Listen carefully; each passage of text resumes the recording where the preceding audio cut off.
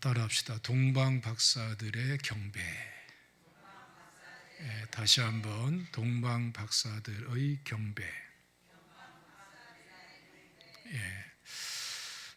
오늘 말씀은 이렇게 시작되지요. 헤롯 왕 때에 이렇게 시작됩니다. 헤롯 왕 때에. 이때가 어느 때인가? 사실 굉장히 이 말씀 자체가 굉장히 많은 내용을 함축하고 있어요. 이때는 물론 로마의 속국으로서 로마의 통치를 받고 있는 그런 때입니다. 그래서 사실은 이 당시에 이스라엘이 경제적으로 상당히 피폐했어요.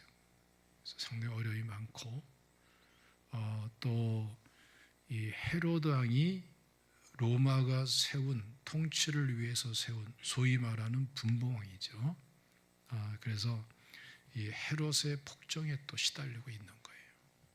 헤롯은 우리가 알다시피 아주 악한 왕, 아주 정치적이고 욕심 많고 흉계를 그냥 꾸며서 실행하는 아주 악한 왕 중에 하나로 꼽힐 수밖에 없는 사람이죠. 그래서 이 사람은 아내를 10명이나 뒀어요. 동생 아내도 빼앗고 자기 권력을 위해서는 아들도 죽이고 아내도 죽이고 하여튼 흉악하고 흉폭하기가 이루 말할 수 없는 왕이죠. 그러니까 이런 왕이 이스라엘을 통치할 때에 편안할 수가 없죠. 이 헤롯 왕이 헤롯 성전이라고 계속해서 성전을 중축하고 있었는데 그것은 이스라엘 백성들을 위해서나 하나님을 위해서 한 것이 아니죠. 정치적인 목적으로. 한편으로서는 유대인들의 정치적인 목적으로 환심을 사고 그러면서도 속으로는 파괴시키죠. 그래서 대표적인 경우가 소리를 좀 다듬어 주셔야 되겠습니다. 잘 들려요, 여러분들은?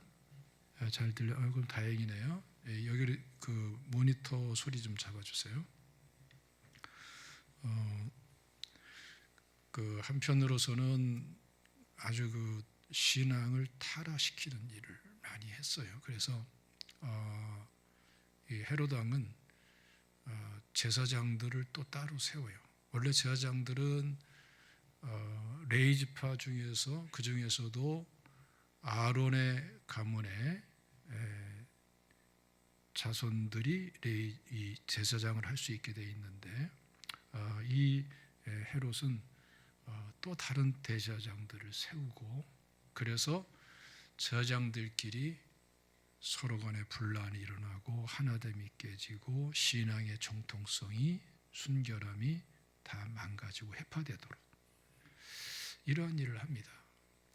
그러면서 또 제사를 더럽히고 그 별짓 다 하는 거예요. 우리가 상식으로서는 나라가 하나 되고 화목하고 이렇게 돼야지 좋을 것 같은데 헤롯은 그걸 원치 않죠. 백성들을 산산이 쪼개요. 갈등시키고 막 편가름을 만들고 파당을 만들어서 반목하게 만들고 이러면서 그 위에 군림하는 로마의 앞잡이 헤롯. 이 가운데에서 이스라엘 백성들은 경제적으로 피폐하고 정치적으로 로마의 속국이고 신앙적으로 종교적으로는 정말 방황할 수밖에 없는 이러한 상황 속에서 아주 어둡고 어지러운 때가 바로 이 헤롯 왕 때인 것입니다. 예수님께서는 바로 이러한 때에 유대 베들레헴에 탄생하시고 오시는 것을 볼 수가 있어요. 전체 우리 구속사적으로 보면은 구약이 마무리되고 말라기가 기록된 이후에 예수님 오시기까지 신구약 중간 시대라고 그러는데 그 기간이 약 400년 정도가 돼요. 그 오랜 간격을 뛰어넘어서 예수님께서는 헤롯 왕 때에 오시는 것을 우리가 주목해 볼 수가 있습니다. 그러니까 하나님께서는 우리의 극적인 결정적인 구원의 역사를 편안할 때에 이럴 때 허락하지 않고 그야말로 사면초가 의지할 것도 없고 바라볼 것도 없고 희망도 없는 그러한 상황 속에 너무나 어렵고 답답한 때에 찾아오셔서 구원의 역사를 이루시는 이 하나님, 이거 우리가 주목해 봐야 될 줄로 믿습니다. 실질로 오늘도 구원의 역사가 편안할 때는 예수 믿는 사람도 잘 없어요. 근데 오히려 편안했던 그 편안이 깨지고 어려운 닥쳐오고 그야말로 천부의 의지 없어서 손들고 옵니다. 이 지경이 되면은 생각이 바뀌고 마음이 바뀌면서 주님께로 돌아오는 사람들이 오늘날도 많죠. 예수님 때도 바로 이런 때인 것을 우리가 볼 수가 있습니다. 근데 이때에 동방으로부터 박사들이 예루살렘에 이르렀다라고 말씀을 합니다. 동방은 어디를 말하냐면은 그 이스라엘의 동방, 그건 지금으로 말하면은 이라크, 이란 그쪽 지역에 해당되는 지역이에요. 이 당시는 보통 파르타르라고 해서 거대한 제국을 파르타르 제국이라고 그렇게 불려지기도 하는데 거대한 제국을 형성하고 있는 그런 나라인 것이죠. 바로 거기서부터 박사들이 왔다라고 말씀을 하는 겁니다.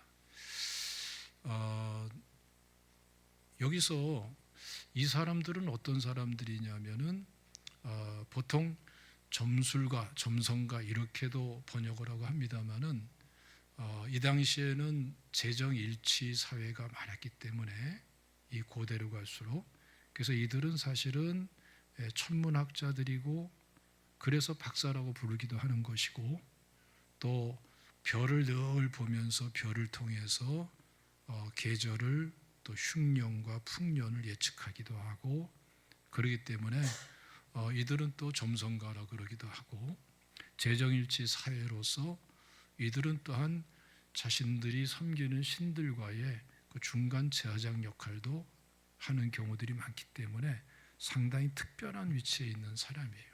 그래서 흔히 동방의 박사들이다 이렇게 말을 하는 것입니다. 이러는 사람들이 거기서 찾아오는 거예요.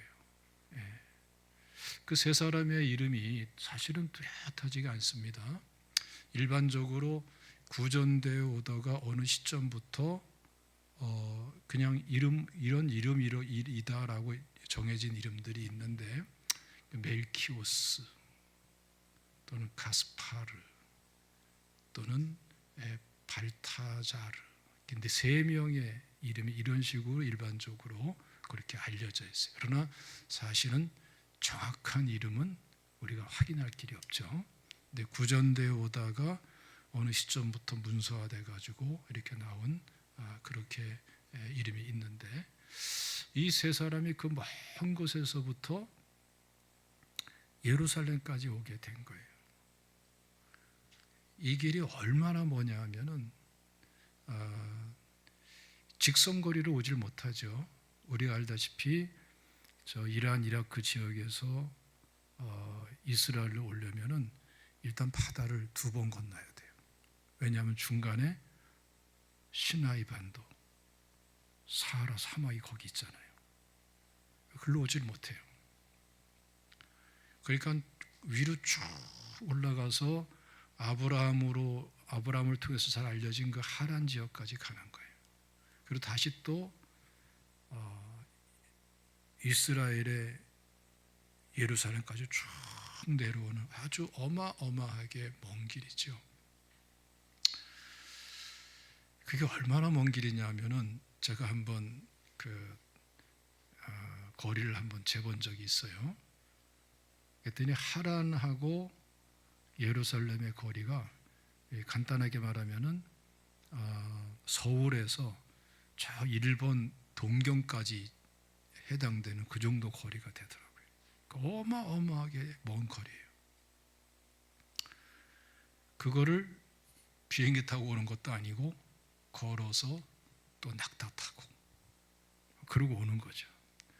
그리고 그 하란에서부터 이라크의 바그다드라든지 사실은 이 파르타 제국은 이란이 중심이기 때문에 더 아래쪽으로 또 쭉 내려가게 되는데 거기까지 거리는 하란에서 예루살렘보다 훨씬 더 멀어. 3분의 1 정도, 그보다 더. 근데 그 정도의 엄청나게 더 먼 거리예요. 그러니까 그야말로 어마어마한 먼 길을 찾아서 온 거죠. 뭐 때문에 이렇게 오셨죠? 지금 경배하러 왔다. 목적이 딱 한 가지였어요. 경배하기 위해서. 누구한테? 아기 예수께 경배하기 위해서. 이게 참 놀라운 일입니다. 그래서 우리가 이 동방 박사들의 경배를 통해서 우리가 좀 뭔가 좀 마음에 짠하면서 좀 생각할 부분이 있어요. 이분들은 단 한 번의 예배를 위해 가지고 상상을 초월할 수 있는 어마어마한 거리를 걷고 낙타를 타고 이러면서 왔단 말이에요. 그래서 이 동방의 박사들이 우리에게 전해주고 있는 이들의 예배는 어떤 예배인가? 현실적으로 볼 때에 이 어마어마한 거리, 시간, 노력을 다 쏟아서 드려지는 예배였어요. 오늘날 우리들의 예배와 비교하면은 비교 자체가 안 되죠. 그렇죠? 그러니까 여러분들 오늘부터는 아이고 뭐 거리가 먼데 가까운데 이런 소리 하지 마시길 바랍니다.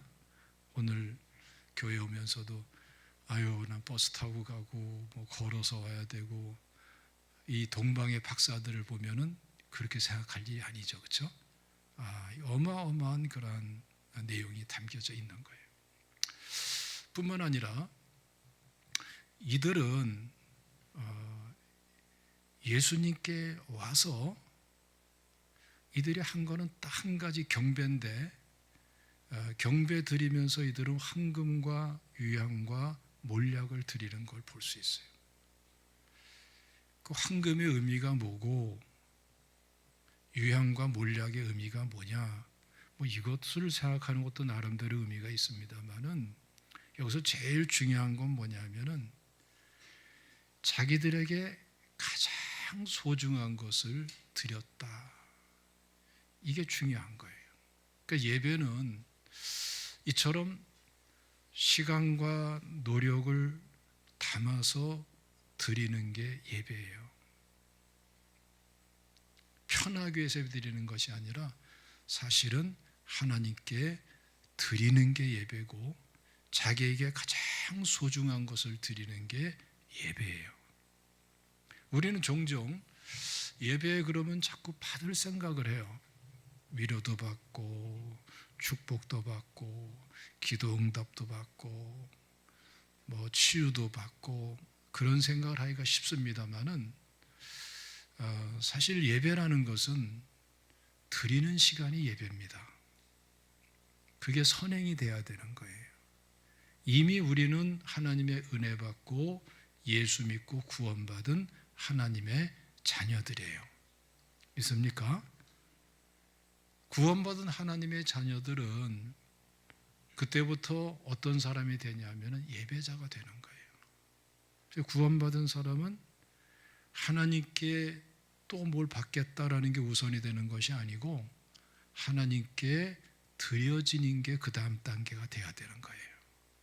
그래서 예배는 보는 게 아니고 드리는 거예요. 믿습니까? 그래서 받는 거는 그 결과적인 거예요.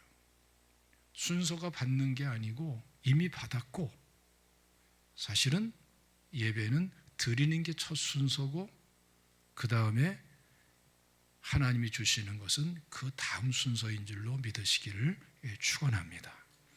이게 사실 복음의 원리이기도 해요. 구원의 은혜는 하나님 백성들에게 주셨고 우리가 하나님 앞에 나가서 예배드리고 우리가 드리는 예배가 하나님께는 복음이 되는 거예요. 구약의 백성들이 제사를 드리면서 제사장을 통해서 예배드릴 때에, 제사 드릴 때에 그것이 하나님께 복음이 되듯이 우리가 드리는 예배는 하나님께 복음이 되는 거예요. 그리고 하나님께서 우리를 만나주시고 우리에게 말씀하시는 것이 우리에게 또 복음이 되는 거고. 믿습니까? 순서가 뒤바뀌면은 뭔가 된 것 같고 만족할 것 같습니다만은 그렇지가 않습니다. 실제로 하나님 앞에서 이것 주세요, 위로받기 원합니다, 응답받기 원합니다, 그게 꼭 필요한 건 사실이지만 사실은 성경적인 방법은 아니에요. 먼저 하나님 앞에 온전한 예배를 드리고자 우선순위가 거기에 초점 맞춰져 있는 여러분들 되시기를 주님의 이름으로 축원합니다. 드리더라도 뭘 드려야 되느냐? 가장 귀한 걸 드려야 되는 거예요. 지금 이 동방의 박사들은 자신들에게 아마 이게 가장 귀한 것일 것이에요. 에너지금이라는 귀한 거니까 황금과 유향과 몰약을 드립니다. 우리가 꼭 물질이 아니더라도 재능을 드려도 하나님 앞에 가장 귀하게 드릴 줄 알고, 시간을 드려도 찌꺼기 시간이 아니라 가장 귀한 시간을 드릴 줄 알고, 내 마음을 드려도 이리저리 흩어진 마음이 아니라 나의 가장 귀한 마음 중심을 드리고, 뭐 어떤 걸 드리더라도 가장 귀한 것으로 준비하고 다듬고 해서 드려지는 게 예배에 합당한 거예요. 믿습니까? 네. 이 점을 우리가 놓치면 안 됩니다. 하나님은 계속해서 우리의 뭘 보시죠? 중심을 보시는 거예요. 이 중심 속에 담겨 있는 그 믿음을 보시는 거고, 그래서 하나님을 하나님으로 인정한다면은 여러분, 우리의 마음 자세와 태도와 우선순위가 달라질 수밖에 없는 줄로 믿으시기를 축원합니다. 우리 방송실 미안한데 좀 다듬어 보세요. 내가 집중이 안 되거든요. 좀 잘 좀 다듬어 보세요. 이 방송실은 고생이 많습니다. 여러분들 잘 들린다고요? 참 감사합니다. 여기만 좀 잘 잡아보세요. 모니터 쪽만. 제가 좀 방황이 막 될라. 설교자가 방황하면 안 되잖아요, 그렇죠? 할렐루야. 하나님 앞에 이렇게 지금 또 조금 약간 좋아요. 어쨌든 하나님 앞에 귀한 것을 드릴 줄 아는 것, 그게 예배의 본질이고 핵심인 것을 놓치지 마시기를 주님의 이름으로 축원합니다. 사실은 왜 이들이 별을 보자마자 경배를 드리려고 했을까? 이 경배의 의미가 뭔가도 좀 생각할 필요가 있어요. 자, 이 지금 파르타르라는 이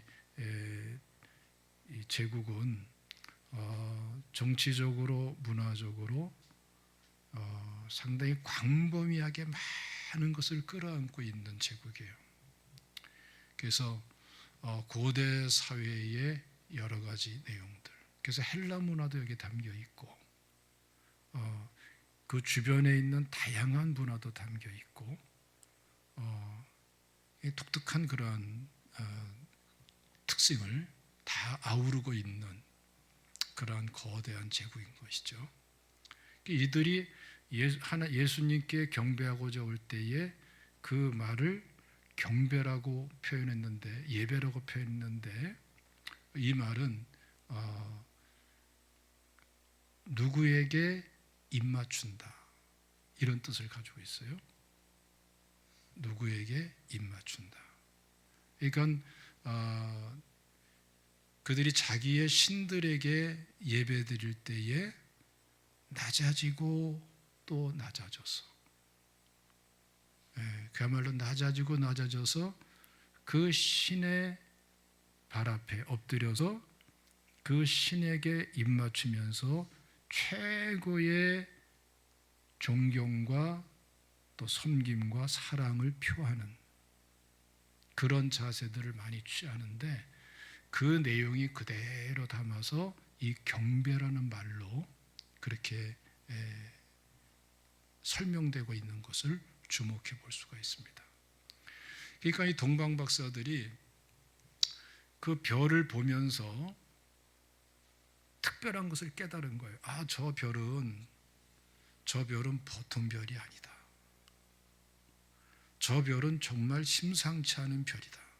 근데 어느 정도로 확신했냐면은 저 별은 왕이 태어나는 것을 알려주는 그러한 별이다.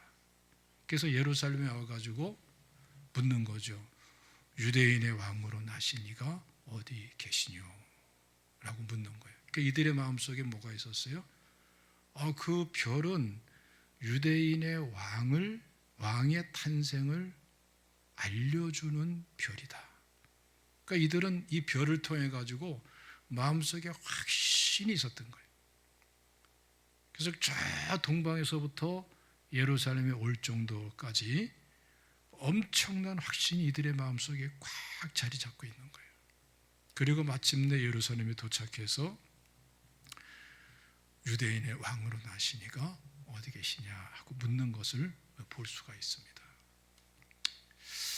그러니까 여러분, 예배라는 게 어떤 건지 아세요?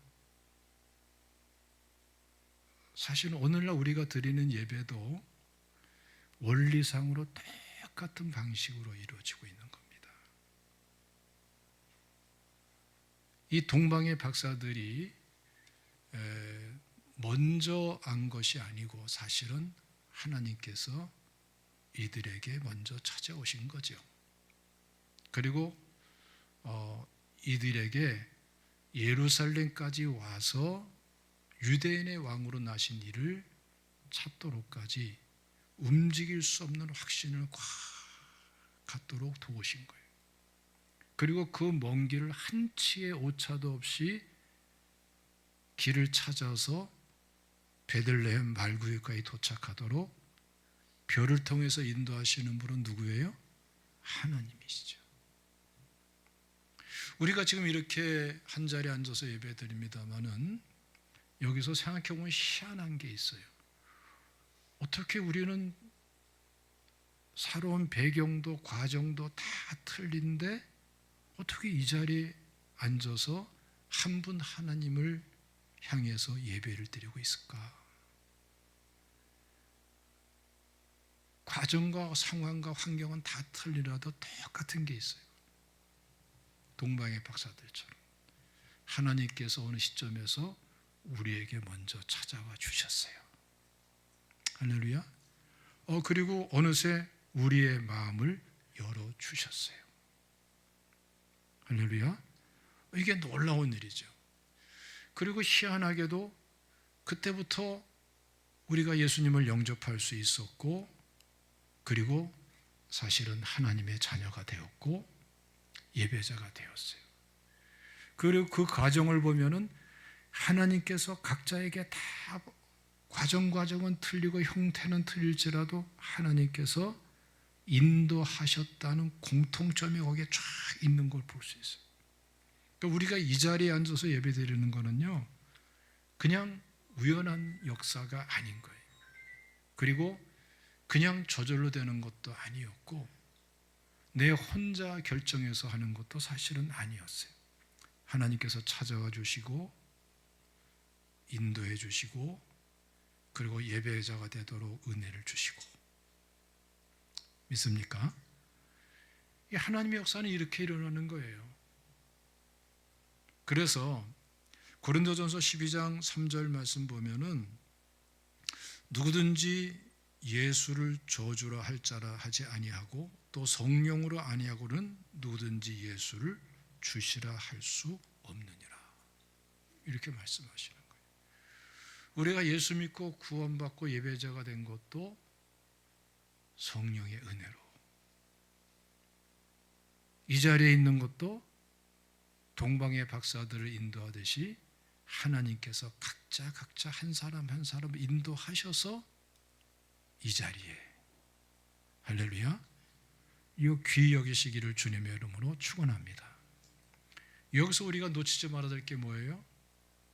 동방의 박사들처럼 하나님을 하나님으로 그대로 인정할 줄 아는 믿음.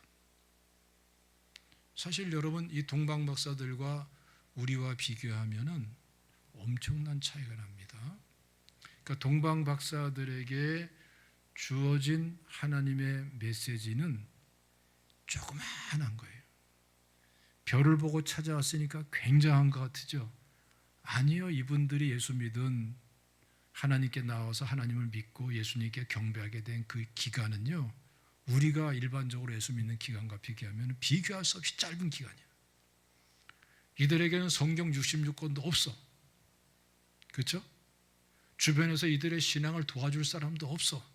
그러니까 사실은 우리가 비교할 수 없이 많은 도움을 받고 구체적인 인도를 받고 그러면서 엄청난 시간 동안에 하나님의 인도를 변함없이 받으면서 이 자리에서 함께 예배드리게 된 거예요. 근데 여기서 우리가 중요한 거는 이들은 정말 중심을 기울여서 하나님을 하나님으로, 예수 그리스도를 예수 그리스도로 인정하고 그 아기 예수께 경배를 했다 이거예요. 그것도 자신들에게 가장 귀한 것. 사실 이 황금과 유황과 몰약은 단순 물질이 아니죠. 이들의 마음 중심이고 아기 예수를 경외하는 예배자의 중심이 그렇게 표현된 거죠. 다른 건 몰라도 이 중심만큼은 우리가 놓치지 말아야 될 줄로 믿습니다. 할렐루야. 그런 사람이 하나님을 제대로 아는 사람이고 영광을 돌릴 수 있는 사람인 줄로 믿으시기를 축원합니다. 여러분, 우리에게는 하나님께서 끊임없이 함께 하시고 우리를 인도하세요. 삼위일체 하나님으로서 성령으로 우리 가운데 임하시고 계속해서 함께 하신 은혜가 있습니다. 요한복음 14장 16절 말씀 보면은 내가 아버지께 구하겠으니 그가 또 다른 보혜사를 너희에게 주사 영원토록 너희와 함께 있게 하리니. 하나님은 결코 우리 한 사람 한 사람을 떠나시는 분이 아니에요. 예수 믿을 때 함께 하신 성령께서는 세상 끝날까지 함께 하시는 분이세요. 예수님 자신도 볼지어다 내가 세상 끝날까지 너희와 함께 항상 함께 하리라고 말씀을 하셨어요. 그리고 하나님께서는 우리를 끊임없이 인도하시는 분인 줄로 믿으시기를 축원합니다. 요한복음 16장 13절 말씀 보면은 진리의 성령이 오시면 그가 너희를 모든 진리 가운데로 인도하시리니. 이 놀라운 말씀을 주시는 거예요. 계속 우리도 하나님께 인도함 받고 있습니다. 예수 그리스도 자신이 길이요 진리요 생명인 줄로 믿으시기를 주님의 이름으로 축원합니다. 그래서 답답하고 막막할 때마다 우리는 하나님께 나와서 기도할 수 있고 하나님의 인도를 구할 수가 있는 줄로 믿으시기를 축원합니다. 오늘 이 시간도 여러분들 난해한 문제가 있고 답답한 문제가 있고 절망스러운 과제가 있는 그 현장에서 낙심하지 말고 그럼에도 불구하고 나와 함께 하시고 그럼에도 불구하고 인도하고 계시고 끝까지 인도하실 것을 약속하고 있는 성령 하나님을 모셔드리면서 나가시기를 주님의 이름으로 축원합니다. 그리고 분명한 사실은 그 어떠한 문제든지 그 문제가 해결되는 그 과정 속에 결국은 예배가 있다. 사실은 더 본질적이고 진정한 목표는 예배 회복이고 참된 예배가 하나님께 드려지는 것이다. 마음속에 믿으시기를 주님의 이름으로 축원합니다. 오늘 이 동방의 박사들을 보면은 하나님께서 아주 철저하게 인도하시죠. 별을 통해서 필요할 때마다 별이 딱 나타나서 인도하도록 그렇게 하는 걸 볼 수 있어요. 그리고 심지어는 헤롯 왕에게 돌아가지 말라고 꿈에서까지 하나님께서 말씀을 주시고 헤롯 왕에 가지 않고 바로 고국으로 가도록 그렇게까지 철저하게 인도하시고 보호하시는 것을 볼 수가 있어요. 그러니까 우리가 이런 문제도 있고 저런 문제도 있고 막막할 때도 있고 그래요. 저도 가만히 돌이켜 보니까 참 위험할 때도 많았고 죽을 고비도 보니까 많이 넘겼더라고요. 건강 때문에도 3차례 죽을 고비를 넘기고 군생활하면서도 몇 차례 죽을 고비를 넘기고 그 외에도 심각한 그런 위기들이 의외로 굉장히 많았더라고요. 아마 여러분들도 아마 그랬을 거예요. 사람 하나가 살아 존재하고 살아간다는 게 결코 단순하지가 않아요. 할렐루야. 근데 이 동방 박사들을 이렇게 철저하게 사실은 신앙도 어린 신앙 중에 어린 신앙이라 볼 수 있겠죠. 초신자 중에 초신자라도 볼 수 있는 이 동방의 박사들인데 이렇게 철저하게 인도하고 보호하고 무사히 고향으로까지 돌아가도록 인도하시는 그 이유가 뭘까? 하나님의 목적이나 이 동방의 박사들의 목적이 똑같아요. 한 가지.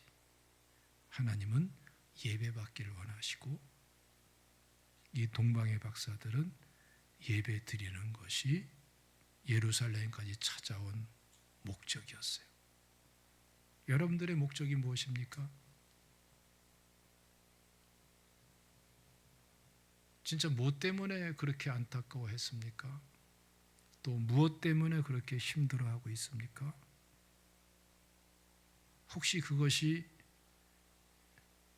예배 때문이었나요?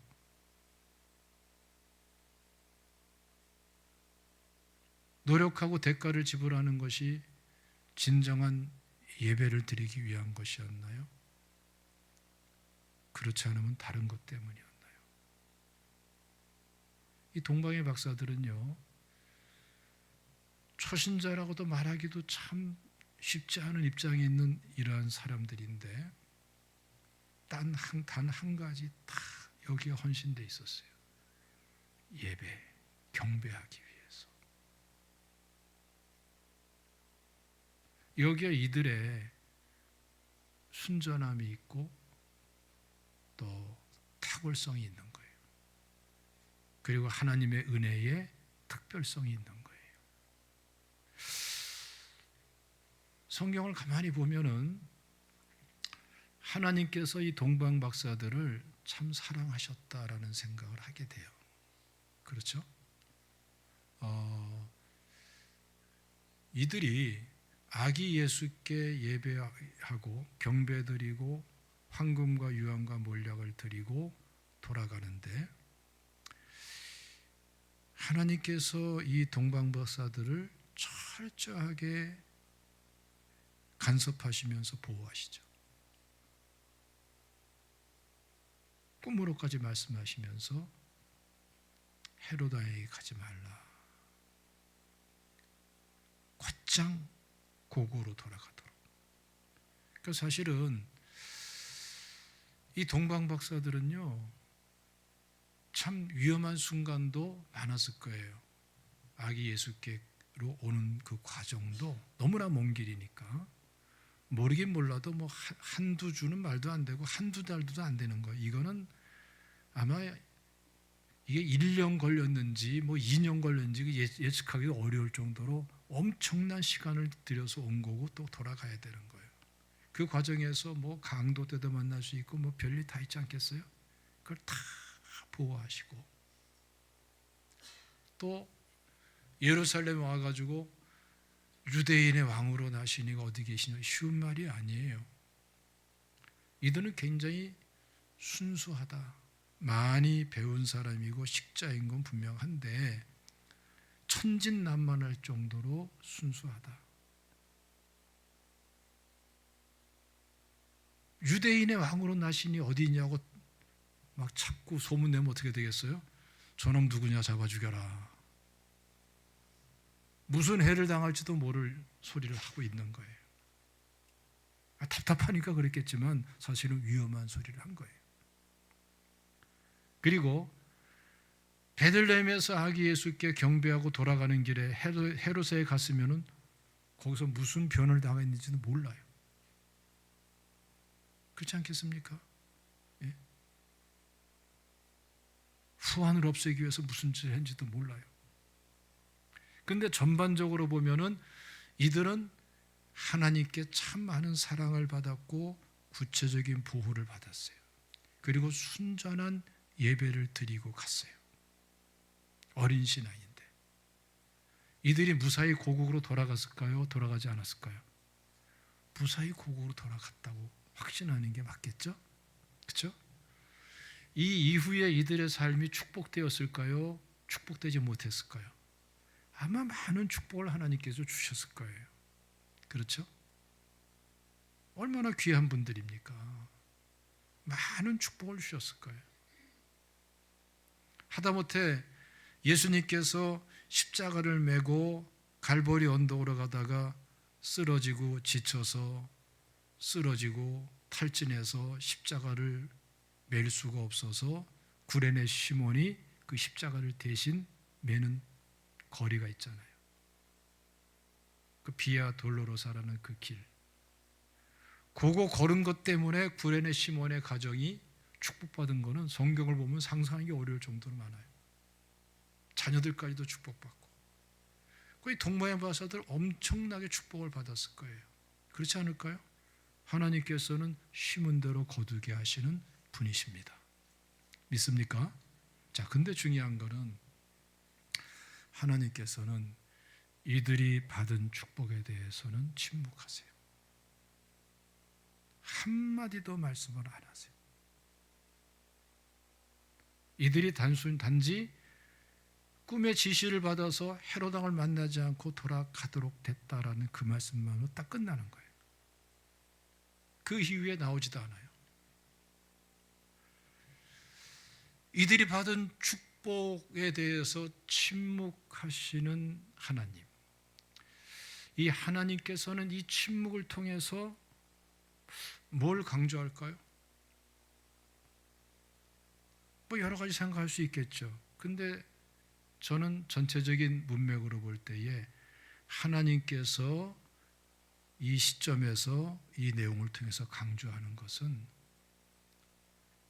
축복과 이들이 받을 축복과 관련해 가지고 강조하는 것은 그것은 예배 자체였다고 저는 생각을 합니다. 이들에게 있어서 진정한 축복은 돌아가서 자손만대 잘 됐다, 장수했다, 돈 많이 벌었다, 그것을 하나님 말씀하지 않아요. 왜 그럴까요?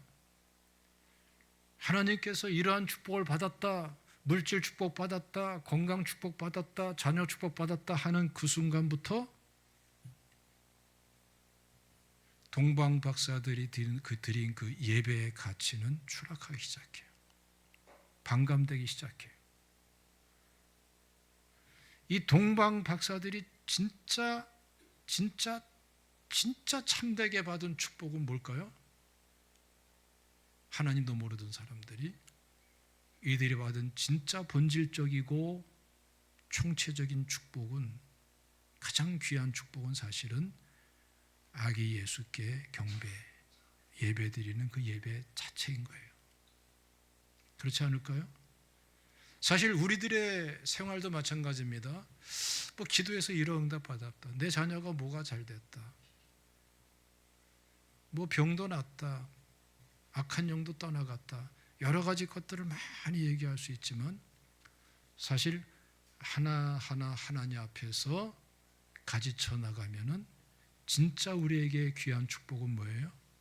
구원받은 은혜고, 구원받은 자로서 할 수 있는, 구원받지 못한 사람이 전혀 할 수 없고 구원받은 사람만 할 수 있는 게 뭐예요? 예배예요, 예배.